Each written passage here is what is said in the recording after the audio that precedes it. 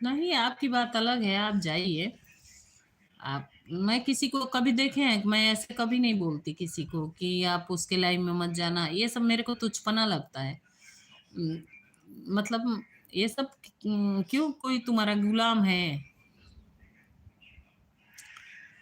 हम आज़ाद देश के आज़ाद नागरिक हैं, हमें जहाँ जाने की इच्छा होगी हम जाएँगे। और हम सबको ये थोड़ी ना हम कहते चलेंगे हमारे लाइन में आ रहा है तो अच्छी बात है, हमें सपोर्ट कर रहा है, आ रहा है, लेकिन हम उसके ऊपर दबाव थोड़ी बनाएँगे।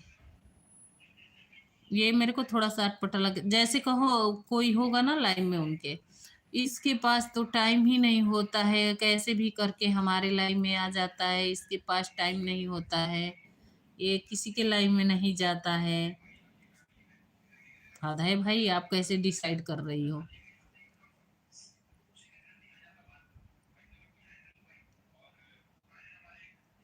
आप अपना जवाब दो कि हाँ, मेरे